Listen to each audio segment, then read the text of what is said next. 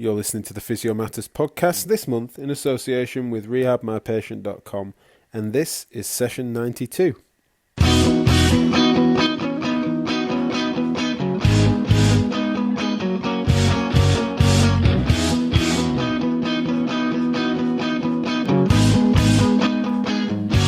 Welcome back to the Physio Matters podcast. I'm still Jack Chew, and we're delighted to be bringing you an episode that's been sought after for quite some time and requested by many of you on obesity and its intersection with MSK practice and the ways in which it influences health generally. Quite a contentious subject in many ways, as this episode demonstrates. It's something somewhat of an overview, and definitely brings with it the opportunity to get into detail. And we'll be pursuing that in a few different ways, as I will explain after the show.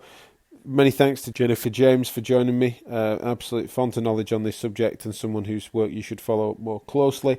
And so look forward to getting you to that interview. Before we do, one of the things I mentioned there is feedback. And thanks those of you that have continued to let us know, be that on social media or on email at info@physio-matters.com. is the email to send any of your feedback to about any show in particular or about what we're doing generally. But it's feedback that's driven everything we've done over now 8+ years. And so intermittently we will ask you guys for feedback. We try to keep us ear to the ground and finger on the pulse, all the metaphors you might wish for. But generally we found no better way than just to ask you explicitly. And we also want to try to provide solutions to what you consider to be the most important challenges in MSK practice. And so we're asking you once again, if you go to physio-matters.com/survey, we're doing our biggest survey yet, and we're calling it the State of the MSK Industry Survey. As MSK reemerges, tell us what you think are the hottest topics in the game, the problems that you want solving, and we will seek to solve them. Not that we're going to do it on our own, but I just mean we're going to try and make sure we produce content in that direction, create resources, infrastructure, and supportive technologies for solving the big problems. And so you've got to let us know. So physio-matters.com/survey. Final bit of news from me before we get stuck into the show is that we're doing Therapy Live Business, quite an exclusive show, 1,000-ticket event, and that is therapy-live.co.uk/TL-business. Not the catchiest URL, but we're working on it. It's really important to try and help therapy business owners through what has been an incredible challenging time. We did so through some special editions of the podcast, but we did a therapy business stream at last year's Therapy Live big event, and so that proved popular. And we want to try and help out you guys with lots of variety. A 3-stream show that we've got planned for 18th of September. So express and register your interest for that so you don't miss out on tickets. Registration will be open soon, but you can express your interest early doors, so keep an eye out for that. Many thanks as ever to rehabmypatient.com for supporting and sponsoring this episode and many episodes of the podcast. Particularly, they've got some really good stuff to bolster their already impressive library with S&C, as well as some ambassador content from some of your favourite Physio Matters guests and Therapy Live speakers, but also the specificity of delivering prescribed exercise on a trusted platform that's really easy to use by patients. If you think about the participation that we're trying to engage people in to be healthy at any size, as it goes on to explain in this episode, is that you want to bring that to bear and be thoughtful about how you're delivering those exercise prescriptions and engaging people. And rehabmypatient.com is the best in the business for that. And so please do check them out and use that URL +/Physio Matters for a 3-month free trial. So what are you waiting for? So now on to the show, chatting about all things obesity. I'll see you at the other side.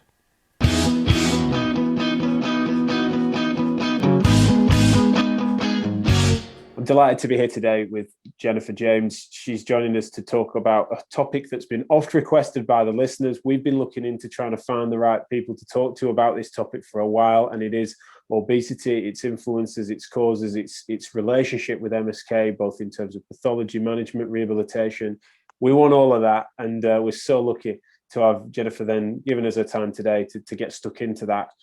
Could you just start off, if you would, by introducing yourself to the listeners, and then also adding to that what it is that got you into this as a subject area? Yeah, definitely, of course. So thank you for the invite. So yeah, my name's Jennifer James. I'm one of the senior physios in the age weight management service, now Liverpool University Hospitals due to a merger. And I'm also a PhD student at the University of Liverpool. I'm actually an NIHR fellow. So my PhD is being funded by the NIHR, which is absolutely fabulous. I love it. It's fantastic. And in terms of kind of what got me into obesity, I was on a rotation, and as a band 6 on this rotation, I found it really interesting working with the MDT, but felt like I needed to know more. So I left as an NIHR funded masters, but then chose to go back into obesity, and then ascended up to a band 7. And I think it was just understanding this phenomena of obesity with our patients, and kind of the prevalence of it, the causes of it, why, just lots and lots of questions. And I just felt like it was so multifaceted. There was so much to learn. And I love learning, as you can probably guess from doing a PhD. So yeah, it was just that there was so much to learn, and I loved working with the MDT as well. Brilliant. And so, is your what in terms of a clinical background? Is that were you a specialist in, say, MSK or neuro or public health and things prior to going into obesity, or is it just something that you doubled down on fairly quickly as you specialised? No, I am. So I was quite late to move from a band 5 to a band 6, probably like over 2 years, 2.5 years, something like that. And then I wanted to keep my rotations general, because that worked for me. I preferred that. And I know that there's that debate within physio of what you should do, and all the advice it differs and stuff, and that's cool. You know, it's what suits each individual. But for me, it was about trying to get as broad a knowledge base as possible, because I just feel like with so many areas of physiotherapy, you gain so much from the different areas, and you can move them into other areas of clinical practice. There's so much to gain. So I did keep it quite general. And then when I'd done the master's degree in 2012, 2013, I just slipped back into weight management and thought, actually, do you know what? I think I want to stay here. I just find it really interesting. And then obviously proceeded to become a band 7, and then go on to do the fellowship, doctoral fellowship, which I'm doing now. Oh, fantastic. No, a really interesting journey. I think honest, I'm sure we're going to end up talking about systems and structure and policy and stuff, but one of the things that is a rare thing now is senior rotation and rotational posts and things, and there's a real shame in that in many ways, because it really does suit some people. I'm a bit of an MSK devotee, but then also, especially in recent years, and especially as I went into advanced practice, the amount I was then recalling and the amount of further study I was doing back into neurology, rheumatology, medical, even respiratory stuff, pediatrics. You know, you just end up realizing that actually, even though everyone's career arc can differ, but that variety is important for us to recognize that that's holistic practice, and that's going to be a lot about what we talk about today. I feel like if you're up for it, we'd start with the definition, if we could, right? A word that has its medical terminology, but it's also almost like it's got its own cultural phenomena around it, hasn't it? But good, bad, and ugly. So could you start with how we define it and what types there are? So it's defined according to BMI, and BMI is a calculation which is weight in kilograms divided by height in meters squared. And it's a brilliant calculation to do in terms of trying to estimate someone's adiposity or someone's fat mass. And it's really good on a population level. So the World Health Organization will acknowledge that and say it's fantastic for populations. And that's because there's going to be variation around the amount of adiposity that someone has at a particular BMI. But where it's not so great, and where the World Health Organization also will state this and do state this, is that on an individual level, BMI doesn't correlate to the same level of adiposity amongst individuals. So you might have someone, and that is a rugby player with a BMI of 34 versus a member of the public with a BMI of 34.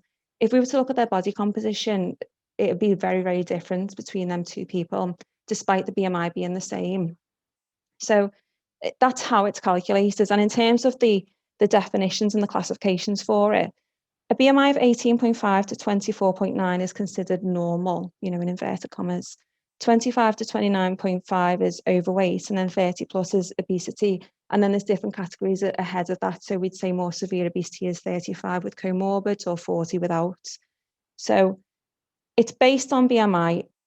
it's the best measure that we've got clinically, but it's not ideal. And I think that does raise some questions, which I'm sure we'll come to later on, around whether or not that should be used to decide someone's potential treatment options. I feel like if we can just go there a bit now, because I know, it feels like at this point, it's probably the only bit of the podcast, I guess, I'm going to feel like I knew that bit. Because I think a lot of it's going to be news to me beyond here. But when it comes to BMI, is it something then on an individual level that the reason it's got its inaccuracies for the classic case that you've described with the rugby player, but then is it the case that with an appropriate pinch of salt, especially as a health professional, you're going to recognize that as an anomalous case? So of all the people that have a BMI of 34, it is going to be a small percentage, and they're going to be easy to spot, especially in a consultation, from various different parts of a subjective and an objective analysis, to mean that then there's no way you're going to ever going to mix them up. So is it that they are an anomaly, or is it actually that BMI, when parsing it individually, is inaccurate beyond what I'm describing? I think it's definitely got a role to play in clinical care, because it's quick, it's easy to do, it's not difficult. And I think you're right, you're going to recognise if someone's got a BMI of, over 30 and they're a rugby player, versus someone who's got a BMI over 30 and they're not. So you are going to recognise that, absolutely.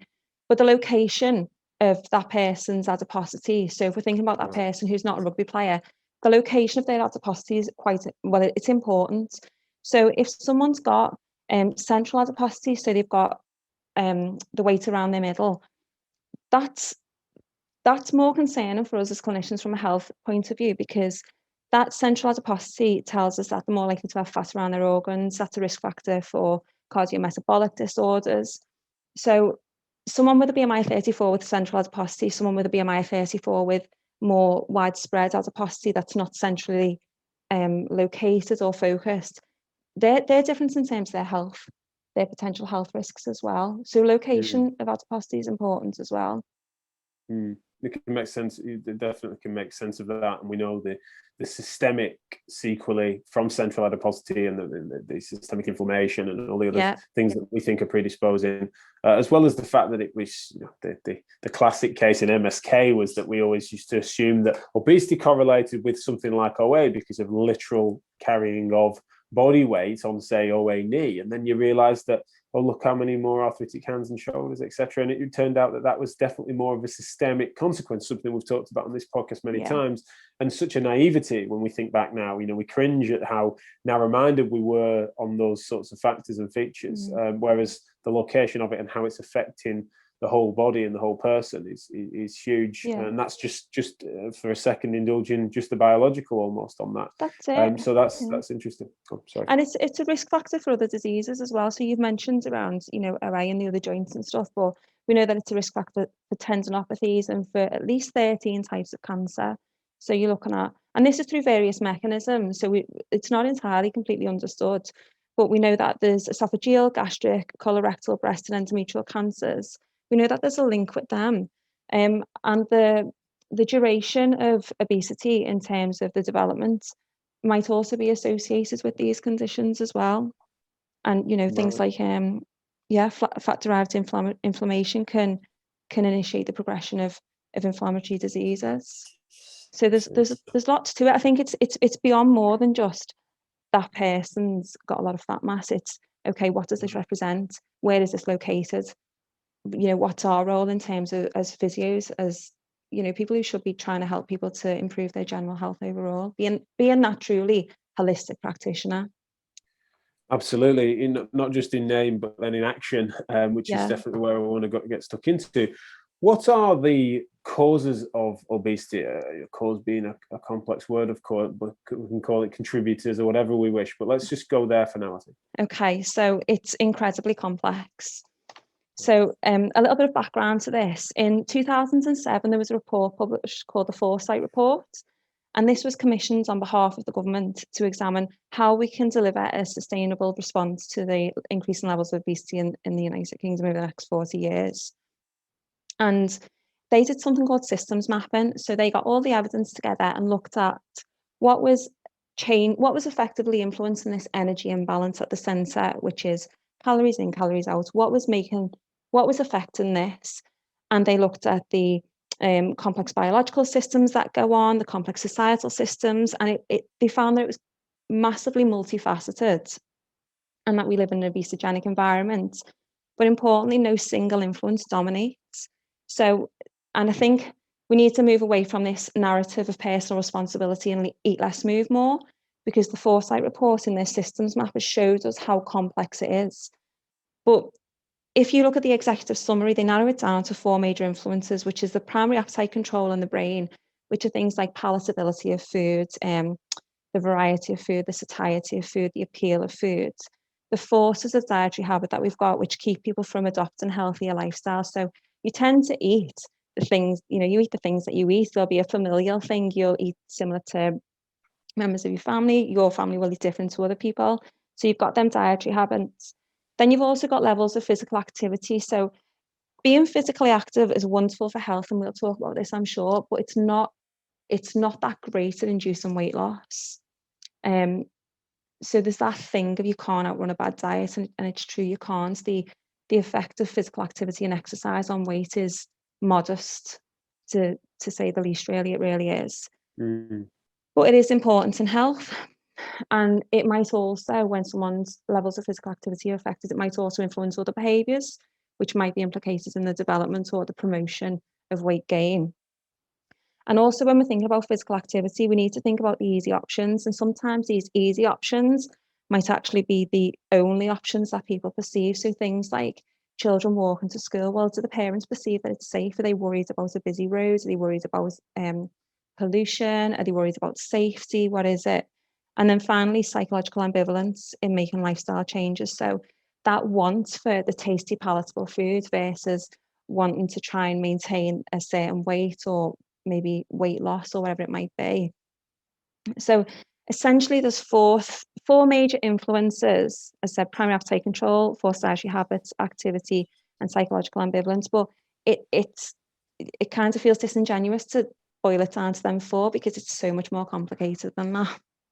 Well, you've got like branches off every Yeah. single one of those that could be ad infinitum almost, couldn't you? But they're decent categories for us to get into in this show, which of course is never going to be able to be as thorough as we'd love it. This is you're doing a PhD into this, and no doubt I look forward to, hopefully, if this conversation goes well, we can then discuss the ongoing findings of that and its conclusion, which will only bring with it more questions even at that level of analysis. I'm sure. On this, though, the classic thing that's super controversial is that it ends up being just that almost like a fatalistic inevitability that's then implied by some, and then there's others that then think this is simply a matter of willpower and personal responsibility, and that no one really fancies. No one's rude, but the conversation in the middle, which is much more complex, is had much more rarely than say those polars arguing.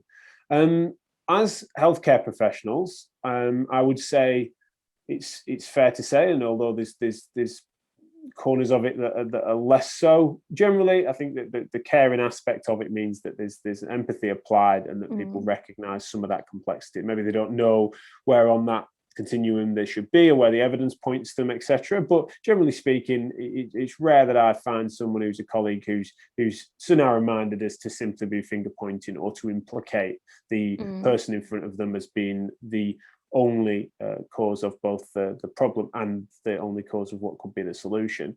But then similarly, there are many, and I'm included in this when I've reflected in preparation for this podcast, that do then struggle with the counter-narrative. I do find it difficult to comprehend. Even in between people, you could comprehend it in terms of the genetic complexity, but even within people, within myself, to recognize the fact that there are certain factors that do influence my willpower that I do have some control over. And so I feel when people get carried away in the other direction, it feels like not going to help us towards a solution. So I'm admitting all of my priors as best I can, and I just wonder if I could just give you the floor on your take on what is one of the more controversial factors affecting obesity. So I think when I first started in obesity management, I was quite naive and couldn't understand how someone would progress to a level of having a BMI that was really, really, really quite high. And the average BMI in our service is 46. So I struggled to understand how that could have occurred. And I think it's only through clinical practice and looking a bit closer through publications and just kind of stopping to take a minute and look at the general discourse around obesity that I really thought, actually, this is far more complicated than I ever appreciated.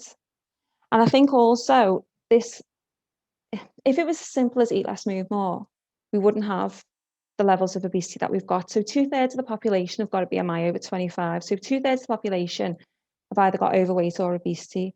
And the projection is for 50% of the population to have obesity by the year 2050. So I think it was like a period of reflection, I guess, over months, which made me think there's just so much more to this. It's not just about individual willpower. There's really strong biological forces that are going on. So, for instance, a little bit of the science behind it is, we know from empirical evidence that when someone goes on a diet, they'll have a period of energy restriction. We know that that person's hunger will increase because there's an increase in the hunger hormones. We know that their satiety will reduce, there's a reduction in them. And we know that their energy expenditure will reduce because as you get smaller, you need less energy in the day, you need less calories for your BMR. So we know that. So as a result of this, it kicks off this pattern of weight regain, and quite often it's weight regain and more, because we're biologically, we're set up to maintain weight, and it's hard for our bodies to lose weight. So you've got these really, really, really strong biological drivers that are making it quite difficult for us. Now, what's interesting is when we look at someone who's had bariatric surgery, so there's a recent study that was out and they looked at people who'd dieted versus people who'd had bariatric surgery. And when someone's had surgery, it doesn't seem to provoke these compensatory changes, which is probably why it's more successful in diet. And that's not to say that bariatric surgery or weight loss surgery is the solution in of itself, because it's not. But it seems to bypass some of the really strong biological drivers that encourage weight gain. So I don't know if you've ever had experience of trying to lose weight and then you think, oh crikey, all I can think about is I want to eat this, or I want to eat that, or I want to eat the other. So yeah, there's really, really strong biological drivers for it. I think also there's psychological sides of it. And I'm sure you and everyone who listens to this podcast will have eaten foods when they're not hungry. So you'll have gone out for a celebratory meal, but did it need to be 3 courses? Were you hungry? Was every course needed? Probably not. Have you watched a film and had popcorn? Probably you have. Were you hungry? I'm guessing not. So it's just, I guess the more experience I've got, the more I realise the complexity of it. And I guess all this kinds of these discourses around willpower and eat less, move more, I don't pay that much attention to them anymore because it's noise. And it might sound like it's offhand and passive, but it feels like noise because I know it's untrue. Yeah, no, it's just anything that oversimplifies something into a slogan that is so complex, and in this instance is so sensitive, is it's not. It'd be silly to just call it clumsy, because it can be something that can really spoil an interesting conversation. Yeah. I think the reason I was chuckling a little bit when you said about have I experienced it is that, I really it'd be remiss if I was to imply that I'd had a major problem with my weight, but it's just that my viewers, especially because I've live streamed every day midweek for now nearly 200 episodes, means that the audience has watched me fluctuate in weight more than ever. Those that know my face are on a podcast now, and people only sometimes know my voice, but those that they've seen me put on 3 stone over the course of the last 12 months, and then lose it more recently. Still some way to go on that if I'm being fussy, but I'm also 6'4", and have been that rugby player or rugby player's build that can somewhat hide that, and have had BMI fluctuations far more significant based on muscle mass. So I feel like I've got some insight into it on my own thing, but most of such conversation, I'm thinking about patients of which I've worked with, and others that have a far more pressing challenge on an obesity as almost as pathology, for want of a better term. So I'm the reason that there are some things that you can understandably personalize. I think we all have that understanding of what you've described in terms of appetite and stuff.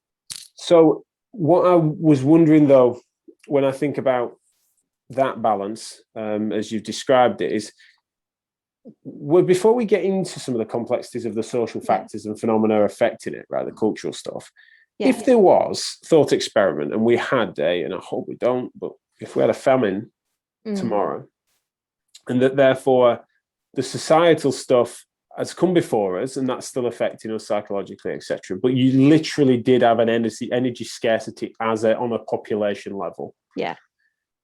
Is it such that there would be a huge variety of the ways in which every individual body would respond to that famine, and then if that was to be sustained, would we end up, because of the laws of thermodynamics, we would all lose weight, and although it might change in its rate, we would end up, unfortunately, towards starvation, but we would end up then having that drop off? Or am I getting that wrong?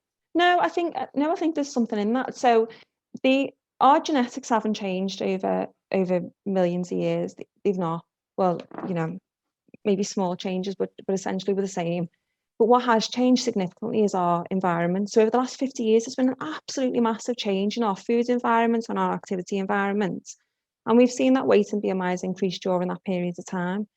So I do think that if there was food scarcity, there was a reduction in food choices. There was a change to the obesogenic environment, which has been acknowledged by scientists and researchers in this area. If we change the obesogenic environment to the environment that encourages obesity, then I'm sure we'd see a reduction in weight and in BMI. I'm sure we'd see it. I think we'd see a reduction in obesity-related comorbid conditions. At the moment, it's just really difficult when you're in this environment to maintain healthy weights and to avoid putting on weight. It's really challenging. It's a really challenging position to be in, and we're all in the same situation to an extent. There's obviously disparities across society, so we know that there's links with socioeconomic status. We know that there's health inequalities. It's a massive topic in of itself. But yeah, no, you're right. If the environment, if we reverted back 50 years, I'm sure there'd be a change in BMI and weights across the population.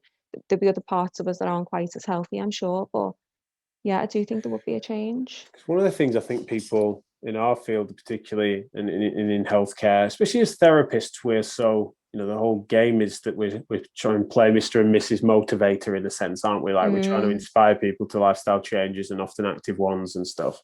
Is that I think people are sometimes surprised when I tell them a little bit about just how baked in and how much, when they describe things like willpower or someone's predisposition to be able to resist something, they're implying that is something that is then a conscious decision that anyone could make, rather than recognizing that they can have a predisposition, or that could be a personality trait that they've got just as little control over as various other things. And I think that that's something that people miss, and therefore it becomes then this act of judgment, which we know on a societal level, and we're not immune to it in healthcare, but it's really relevant for us to sort of pursue that and understand that, because as healthcare professionals, just out of interest, do you think that we handle it well? Do we handle it poorly? Mix of both? Like, what's your take on how we manage that? And also, if you could invite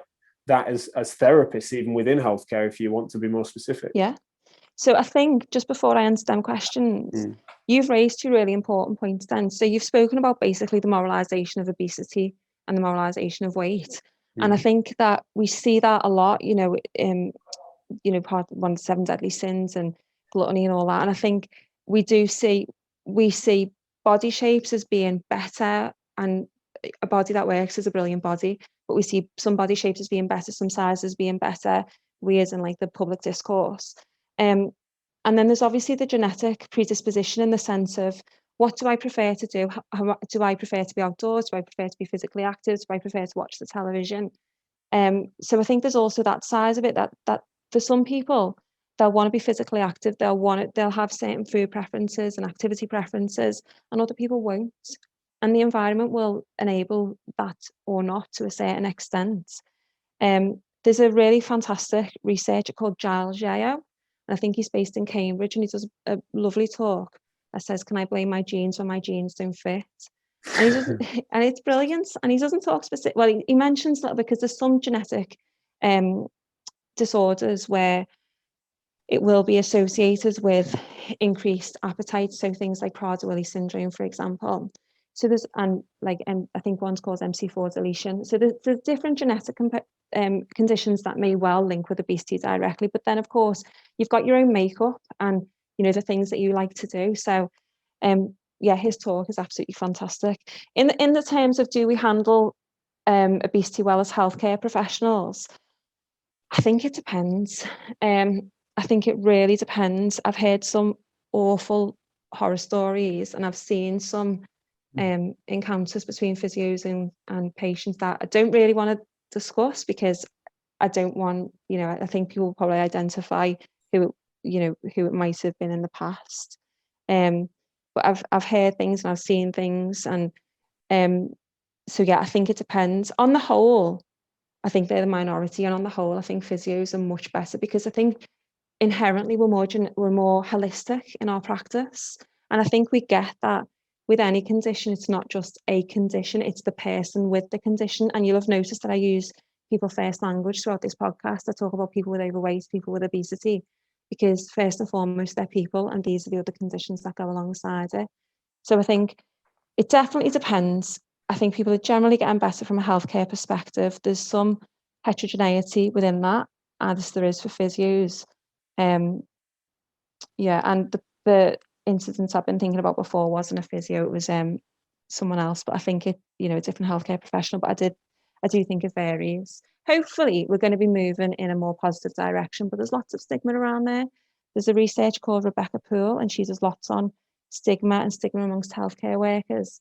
And I always find it interesting when I reflect on this and think, well, 2/3 of the population in the UK have a BMI over 25.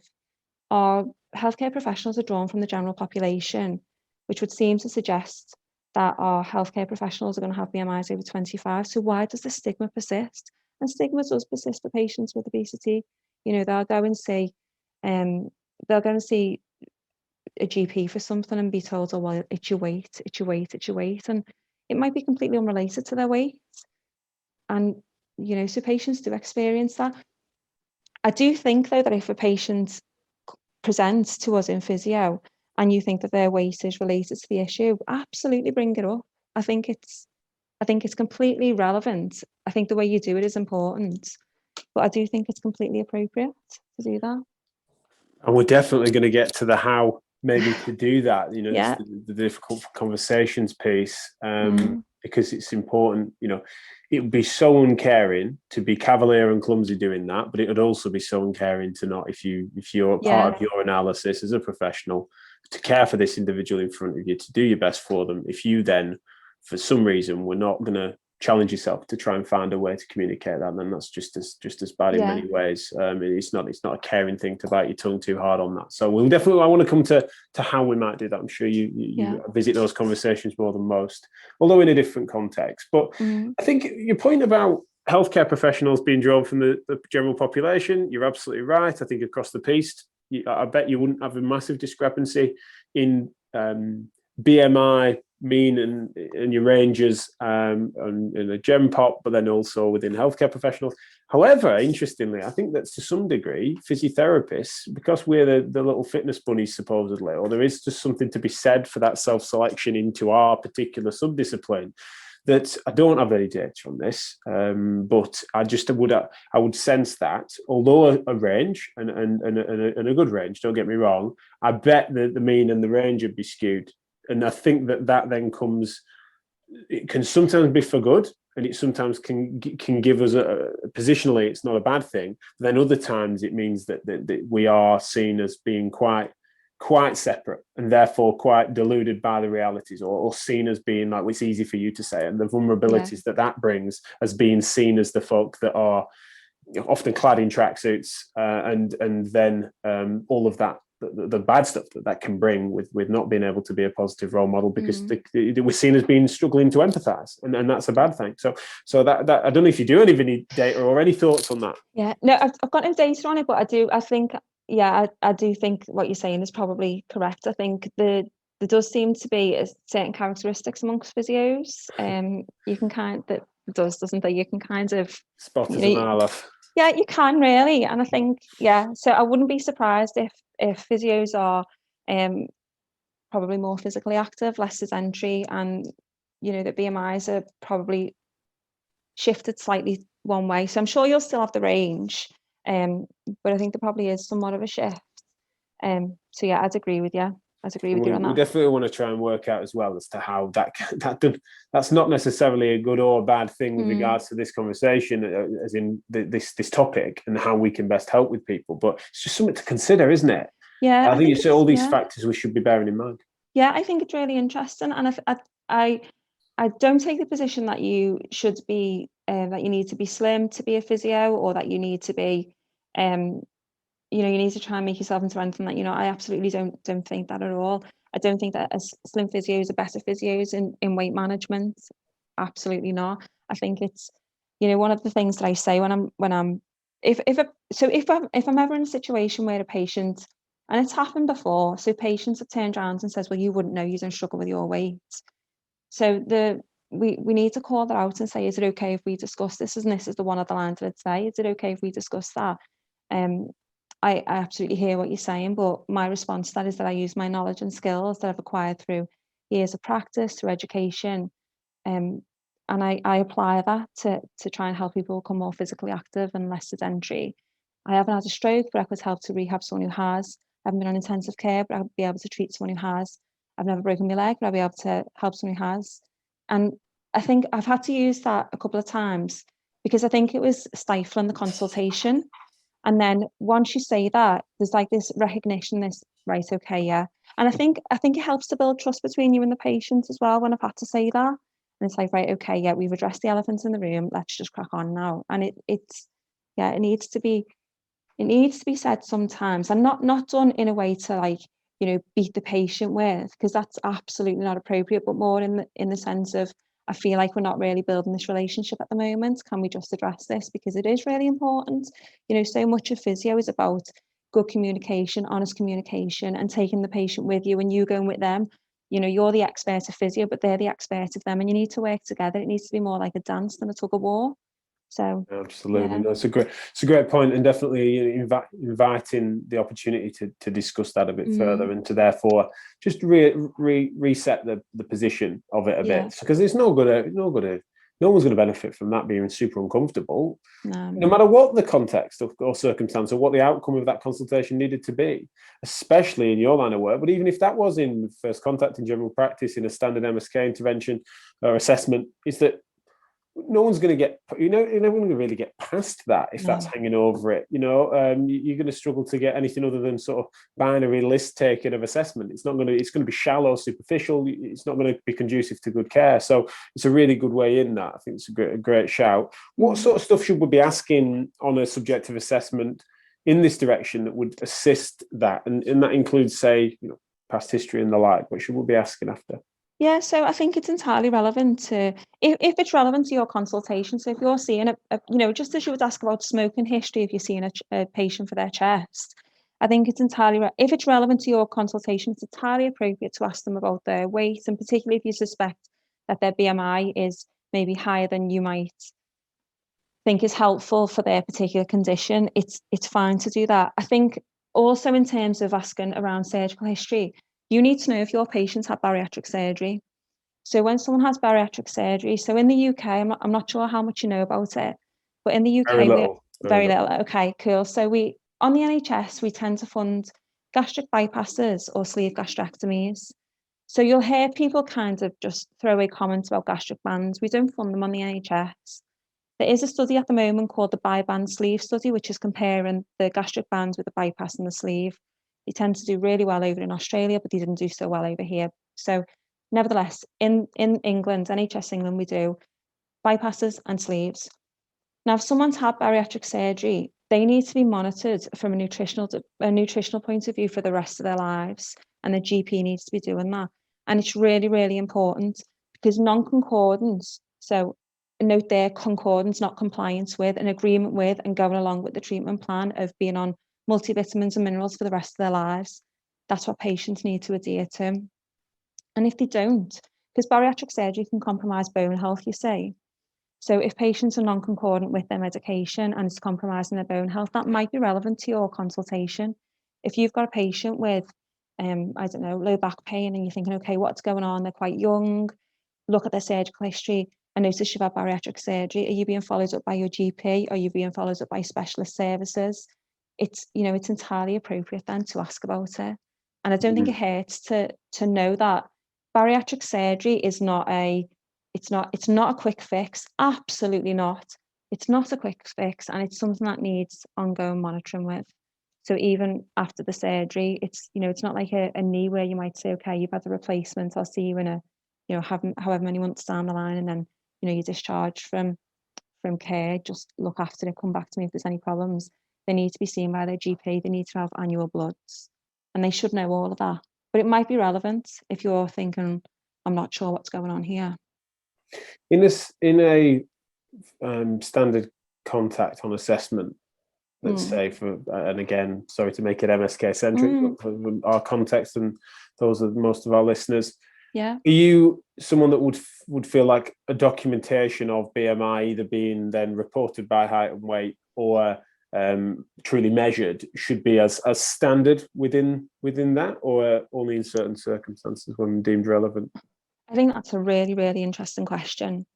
I think if it's relevant, probably, because I'm not sure it's anyone's business if it's irrelevant and that person, you feel like they're healthy. It's so your rugby player, for instance. So if they come in and you're thinking, okay, rugby player, you're fairly happy that they've got a lifestyle that you don't feel like you need to offer any kinds of advice with. But then if you think, actually, this could be relevant, they're coming in with patellofemoral pain or whatever, and you're thinking, okay, probably weight is relevant to this, it's playing some kind of a part, and that might be part of your assessment.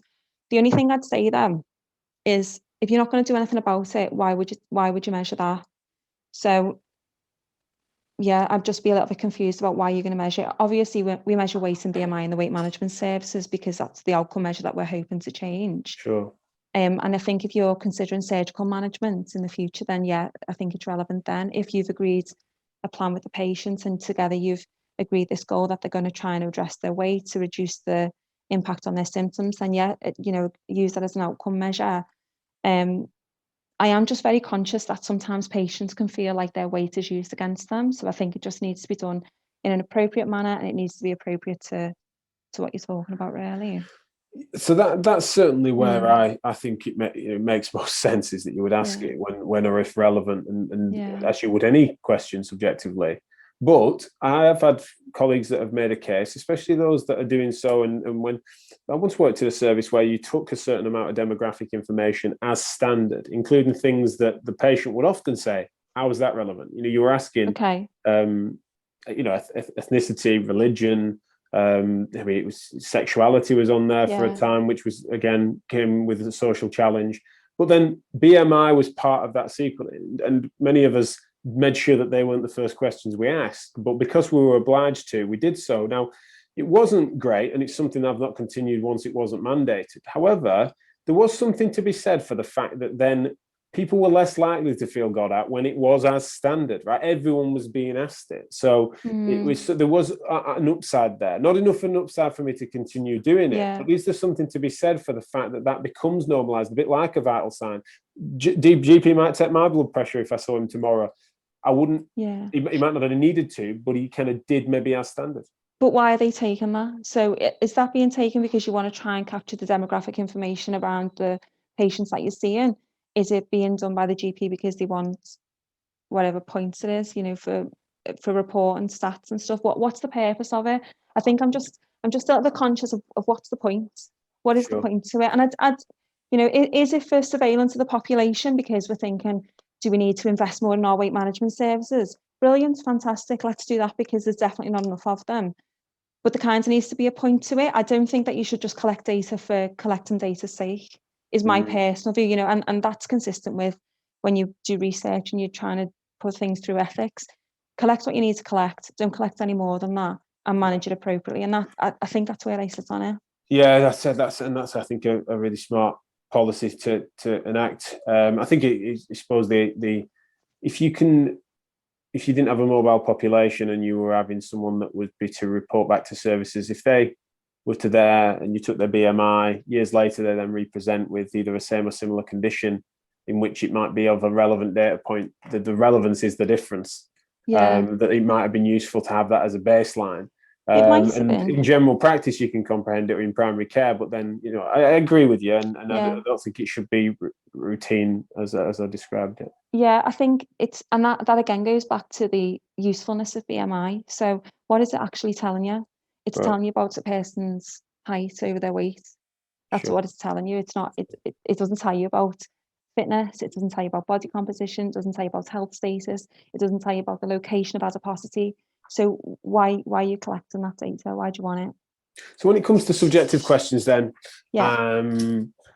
and you've made a point there about the fact that there's much more relevant on the specificity around surgery, bariatric surgery, that I was ignorant to, and that's fascinating. How much would be, say that they haven't had surgery or anything like that, but you ask a question it feels appropriate to, and you're trying to work out as part of a conversation as to the relevance of things. What particular angles do you think would be appropriate for us to ask after, in terms of the time frame? Say, if these are someone who's of a high BMI and we feel it might be relevant to their problem, it's an appropriate thing. The conversation's going well enough for you to then ask. In other circumstances, you would almost dig a little deeper to try and add a bit more detail. What sort of detail would be appropriate and would influence your clinical reasoning? Yeah, just so from an MSK perspective. In this instance, ideally. But so just can you tell me a little bit more about your weight? We've discussed your weight. We've discussed how it's relevant to what you're presenting with today. Can you tell me a little bit more about that? And then it might be that they tell you that they had gestational diabetes, say they found that they put lots of weight on during pregnancy. They found it really difficult to shift, and actually they could do with some help on doing that. And that might open up an opportunity for you to say, well, would it be okay if we referred you to local services? Or is it okay if there's a specialist service here, there's a criteria to go into that to be referred in. I'd need to take your weight and height to calculate your BMI. Is that okay?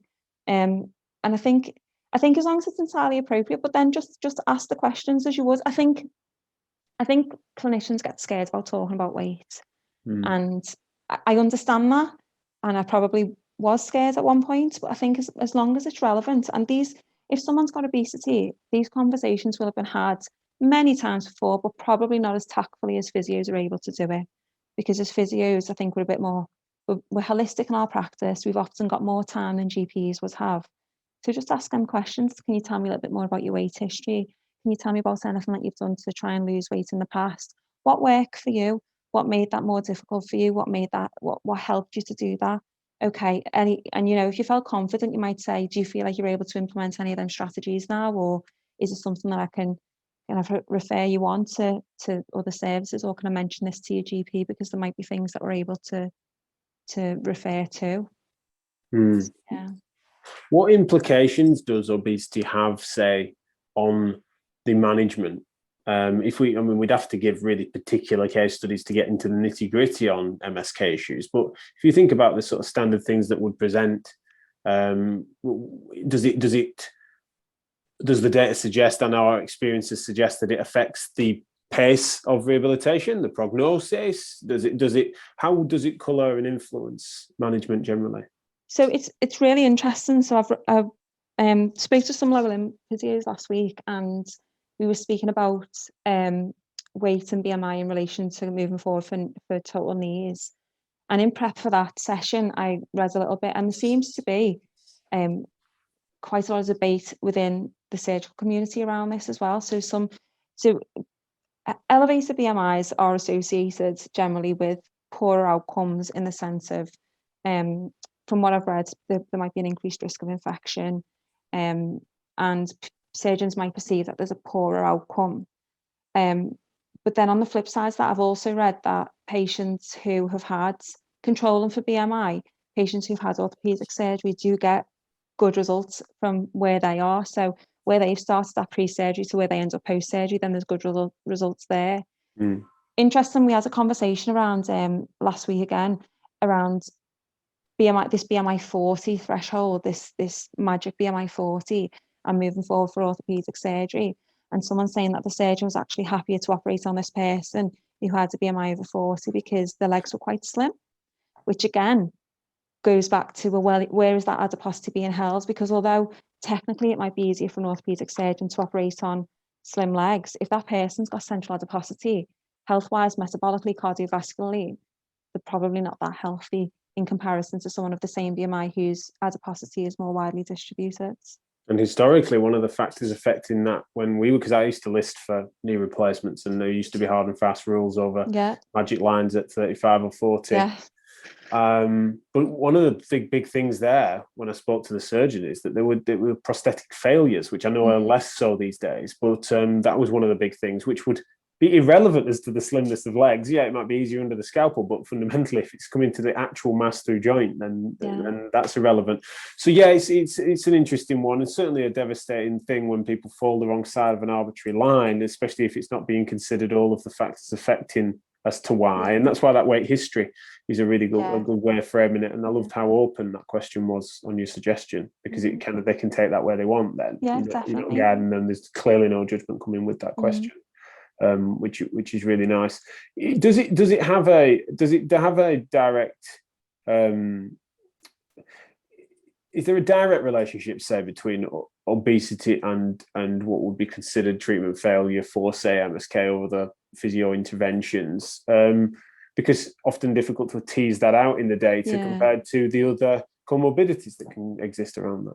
Yeah, so I've struggled to get to the bottom of that, to be honest with you. Again, there's all these conflicting views, and there was an opinion piece that I read between these two surgeons, and it's just I don't think there's any consensus on this, really. Is that it does, these magic lines do amuse me is probably the wrong word, but they do kind of they perplex me, these magic BMIs, because I've struggled to understand the difference between BMI 39.9 and BMI 40 in terms of listing someone for surgery.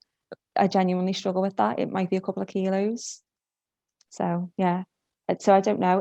I mean, what I also find interesting is that people talk about anesthetic risk, and I think, well, when someone has bariatric surgery, the BMI will have to be over 35. They'll have to have comorbids if they're being operated at that, because we certainly in Liverpool we follow the NHS previous commissioning guidelines. So 35 with comorbids or 40 without. So our patients have all got elevated BMIs relative to what you might, see in other services. The average BMI is 46, but BMIs tend to go a lot higher than that in our service. And yet our patients are operated on, the procedures are laparoscopic, and it's as risky as getting your gallbladder out. So that's another thing that kind of bemuses me slightly, because I think, well, there's obviously anaesthetists who are able to do these, anaesthetize these patients. And don't get me wrong, I'm not saying that it's without risk, and I'm not saying that some patients, so sometimes they'll do something called a 2-stage procedure, where they do they might have a sleeve and then they'll convert to a bypass later on when that person's lost weight and their health status has improved. That's just another thing that interests me around this anaesthetic risk, and I'm not poo-pooing it. I'm not trying to minimise it or kind of say that it's not important and shouldn't be considered. But I think for me it's the potential disparity in care. The hard and fast rules that don't make logical sense when in the next literal surgical room there's someone then taking those risks. There's clearly a trade-off. We're not saying that there's no risk, but equally it's clearly not a high enough risk for it to be a hard and fast rule. So I can get that, definitely. How do you think we better approach obesity and MSK care? What do you think would be the biggest fish to fry for us at this stage? Acknowledge it. So if someone's coming in and you think, I need to talk to them about their weight, it's entirely relevant. Acknowledge it. Get that out in the open and just say, can we talk about this? I think these are the, and you'd make it relevant. You'd say to someone, if you've got patellofemoral pain, these are the contributory factors. weight is one of the contributory factors. Is it okay if we talk about it? And make it, legitimately discuss it. So you might say, we know that when you're loading the patella, when you're going from deep flexion into extension, obviously you'd explain it, when you bend your knee and then you're standing up, there's lots of force that goes behind your kneecap. It's so many times your body weight. If you're 8 stone, say if it was 8 times your body weight, if you're 8 stone, it's 64.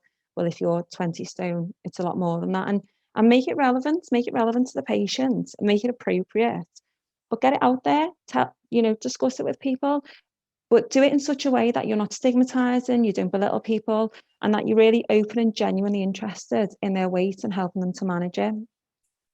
And I think also acknowledge the complexity of obesity, and just bear that in mind in the back of your head. It's not something that's easy to solve. If it was, 2/3 of the population wouldn't have a BMI over 25. We wouldn't be heading along the trajectory of 50% of the population having a BMI above 30 by 2050. It's a complex problem, so respect it as that and treat it as that. But I guess the approach in an MSK care is just discuss it, because I'm it's a long time since I've done MSK, but I know that there'd be patients who had high BMIs and it wouldn't be discussed. And like you mentioned before, it's almost like a dereliction of duty, in the sense of it's part of it. We need to discuss it in the same way you discuss smoking with someone who had respiratory conditions. Discuss it if it's relevant and if it's appropriate.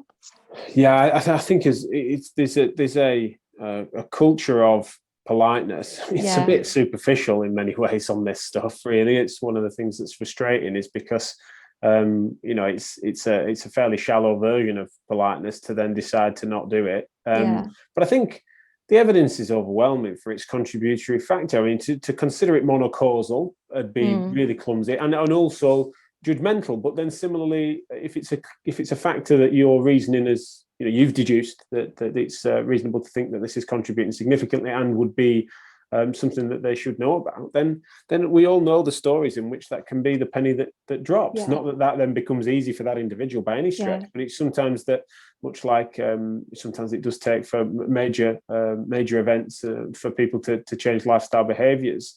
Something, there've been conversations, very light touch conversations that I've had with people that have helped them to comprehend the way in which the weight is contributing to, but not causing their problem. It's been a massive moment in their life, of which they thanked me for fairly soon afterwards. And it wasn't a particular brave moment. I was always surprised when it happened. But I think that's a really beautiful illustration of an appropriate conversation, because if it's done in such a way that it's respectful and it's genuine, as opposed to saying, well, it's all because of your weight, it's very different, isn't it? It's a very different approach. And I think you get a very different response from patients.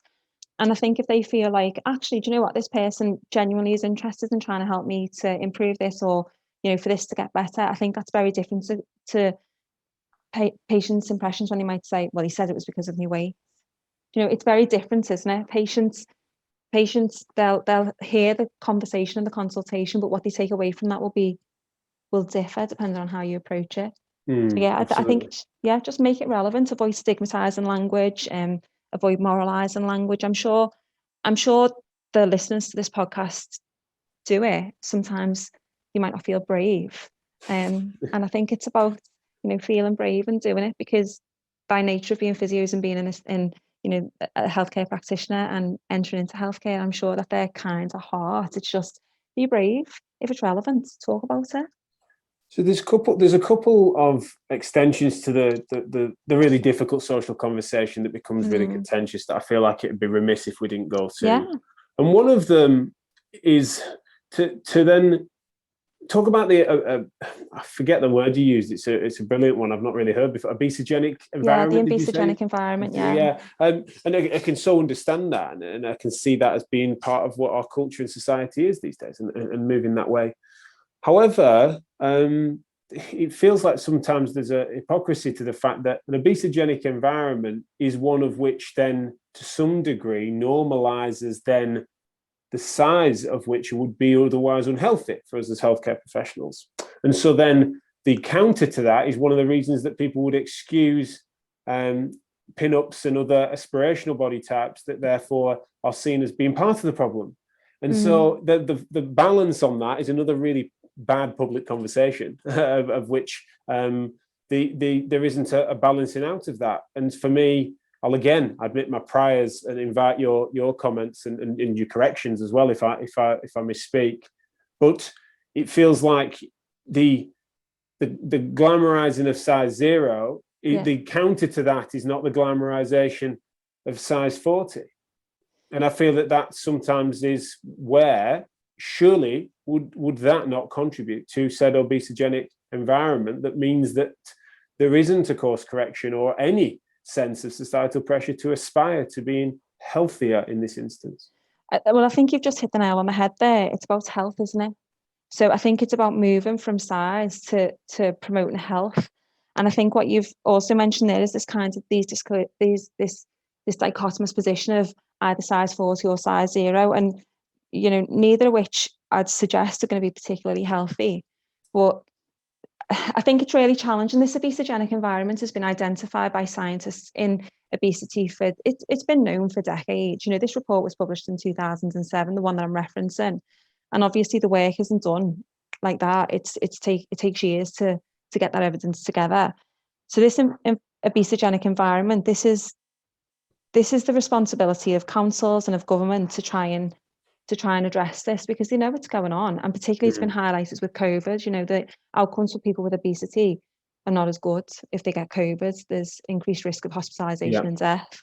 And I absolutely take your point around, if the whole population is getting bigger, then yet we're normalising overweight, and gradually there's going to be a shift. So if you imagine the normal distribution curve and BMI, gradually we're going to be moving to the right. So people are going to be heavier, they're going to be bigger, and that will end up normalising overweight and obesity to an extent. So BMI greater than 25 will start to become normal, in inverted commas. That's why the normal is such an interesting word, isn't it? Because the normal distribution is often based around that normative data. That's it, and that's why BMI is useful for a population level measure, but not that great on the individual.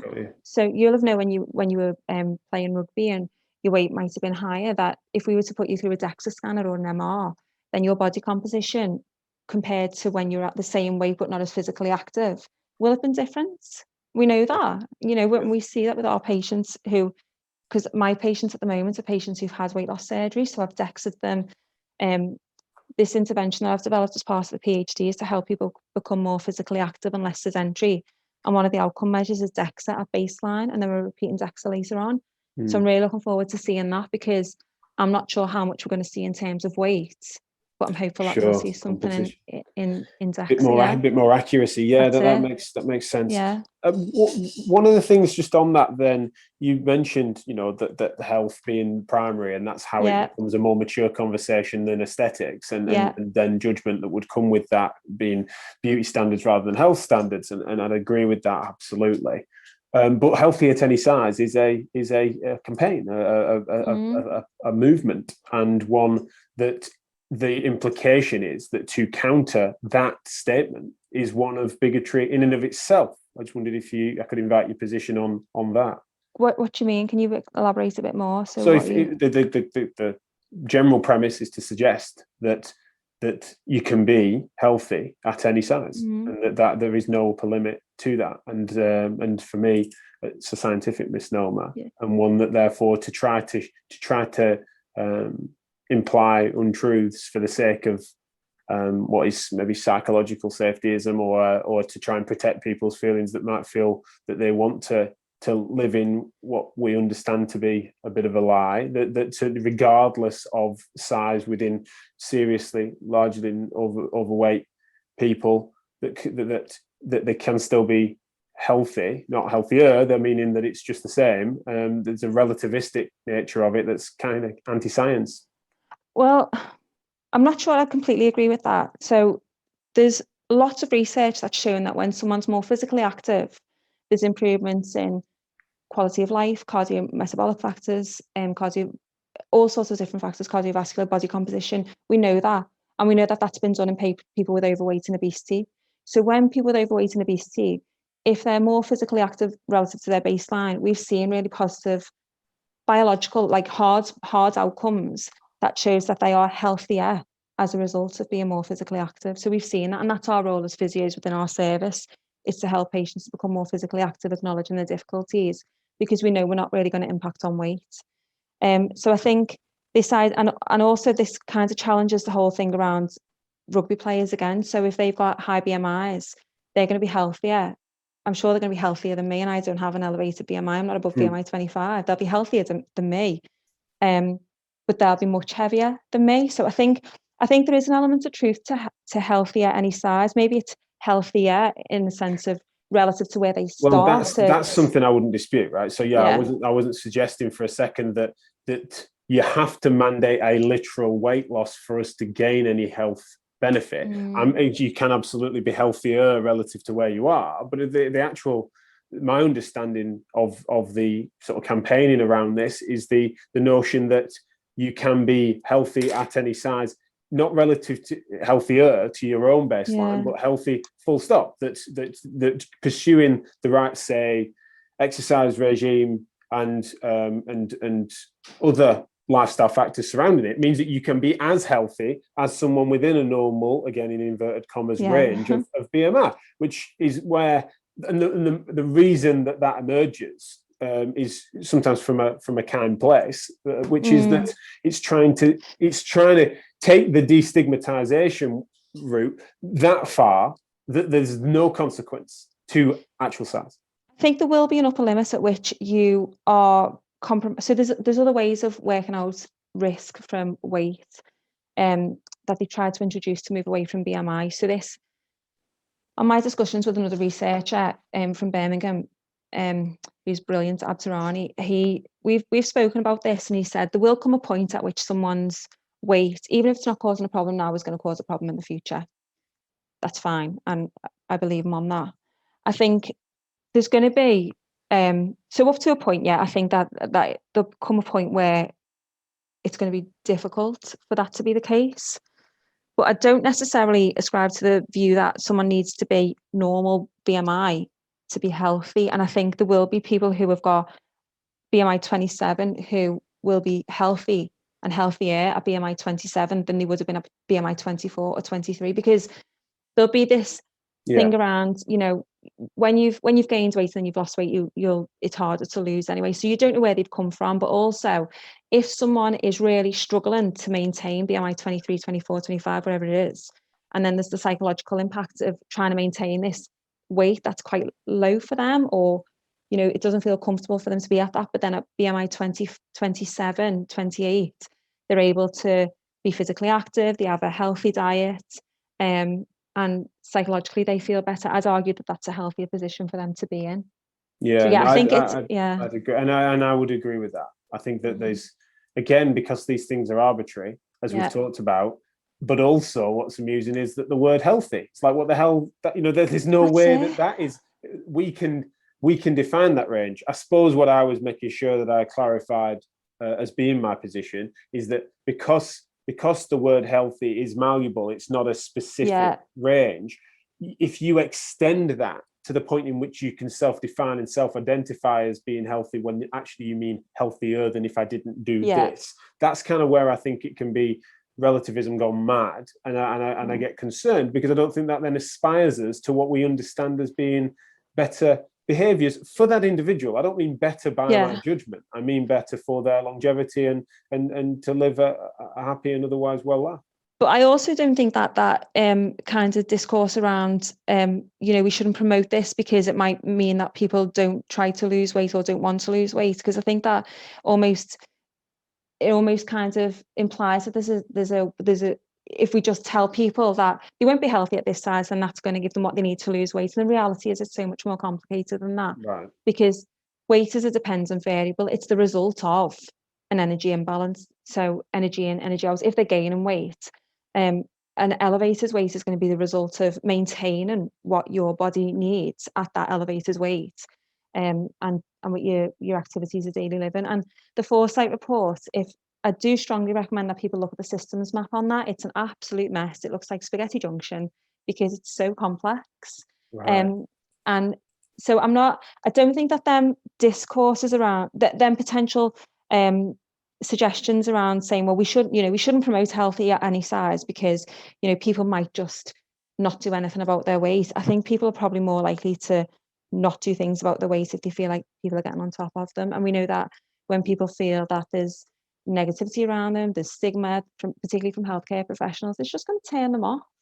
And people don't, if you think about children, and people, I use children because children can be really quite cruel, but if you think about children, they'll pick up on anything that's different about someone else. And if they use weight, then they'll bully someone potentially for their weight. That doesn't make that person develop a really positive relationship with food and activity. Quite the opposite. It's going to make them, well, it's likely, not always, of course, but it could give them a really negative relationship with food and activity, lead to all sorts of behaviors that we don't particularly want to encourage, eating disorders, disordered eating. It might not, I'm sure it won't help them to lose weight. I think if every person who has overweight, certainly in my experience, when patients have said, if I had £1 every time someone had told me that I needed to lose weight, I'd have loads of money. That's the reality of it. People don't need to be told. And I think, we should be promoting health, so we should be like promoting as opposed to anything else really. I don't know how coherent that was. Yeah, no, it's great. Honestly, it's all been great. And I'm sorry we haven't got more time, because there's certain things from this that I'd love to, because there's, with regards to the way in which we socially regulate around these factors as friends, and often as caring peers, ends up being really interesting when you bring gender into it. With regards to, say, more classically, what the relationship is and the intersection with gender on this is important, and one that we won't be able to do justice in the time we've got. So I suppose I'm trying to bait you into saying, shall we have further conversations if definitely this has gone okay, which we will definitely line up, because I think there's going to be a huge interest, as we've said before, that many people asked us for more of this on the podcast, and so I'm glad we've been able to at least scratch the surface and then invite further conversations about it with you and others, of course. And so we look forward to hearing from the audience on it. I think one thing that I definitely would say is that I'm, partly because I suppose I'm not close enough to the subject matter, especially compared to you, but also have a stake in it as a citizen and as someone that really is, at the centre of my world is better health and education for said world, and doing all I can to move that needle even a little bit, is that the healthy at any size, thinking that I'm not as much concerned about what are the social consequences of promotion as much as it just being an untruth. So I suppose that's the bit that I'm bothered about, is that if, depending again, of course, on definitions of terms, what are we meaning by health? What are we meaning by size? I can do that, that's that basic superficial philosophy of it, but I'm just meaning that under normal lay terms, that's what I don't want. I don't want us to then think that there's something inherently kind about what is an untruth, and I don't think it's necessary for us to have a really mature and compassionate conversation about it. Yeah, and that ties in what I said before around raising weight if you think it's relevant and if it's appropriate.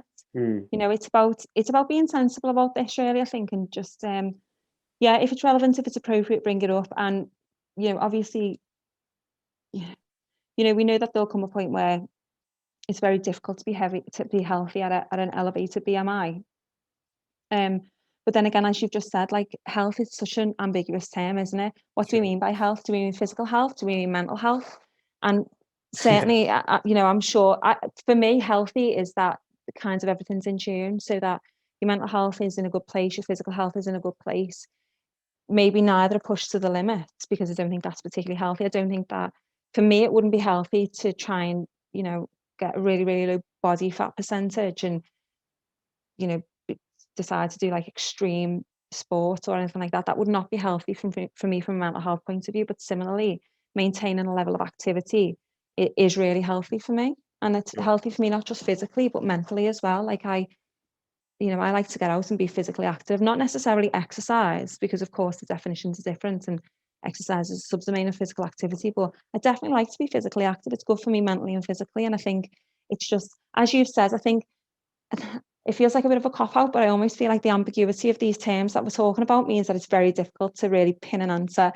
So you're probably not going to get one from me, to be honest. No, and I don't, and I'm not necessarily forcing it, for sure. It's just one that I didn't want to be disingenuous to not be frank with where my head's at with it now. But I've been on a massive journey in this conversation. It will continue to keep my cogs turning as I learn more about it from actual experts like yourself. I'm so glad you've been able to bring this to us, and also I know it will provoke more conversation in this direction, which the industry and society at large needs to have in a more mature fashion. So I really thank you for that. How come we found out more about you? Where would you like to signpost people to feel free to follow my my Twitter page. I'm just going to try and find it. It is private at the moment, but obviously I'll accept, and I will open that back up. So it's at physio_JJ is my Twitter handle. If anyone wants to get in touch with me, I'm more than happy for you to do so on email. So jennifer.james@liverpool.ac.uk. If you want to talk to me about obesity generally, about the study that I'm doing. So the PhD study, as I mentioned before, I've developed an intervention for patients to become more active and less sedentary after bariatric surgery, and that's called Paris. So I'm definitely keen to talk to more people about that. We're testing that now in a feasibility study, so hopefully we'll go to a fully powered multi-centre study as a postdoc award. But yeah, if you want to know more about weight management, if anyone is interested in research and wants to know more about the NIHR, definitely get in touch with me, because I cannot speak highly enough of them. They're absolutely fantastic, and it's freely available out there. But my award is worth 285,000. It pays my wages for 3.5 years. It's been extended because of the pandemic. Pays for conference fees, tuition fees. It's fantastic. So definitely get in touch with me about that. And if anyone would like me to talk to them more about obesity, about what we do in physio, weight management generally, definitely get in touch, because I also teach at a number of HEIs as well in England. Brilliant. So Yeah, well, that's great, and I'm sure people will be taking you up on that. And so I can say to the listeners, rest assured that now that we've broken into this, and we know that there's so many more important avenues for us to take, both in specific MSK terms, but also the big picture societal stuff. We will get stuck into it, and we really thank you for bringing that to us. It's been great to have you. Cheers. Thank you very much. Thank you.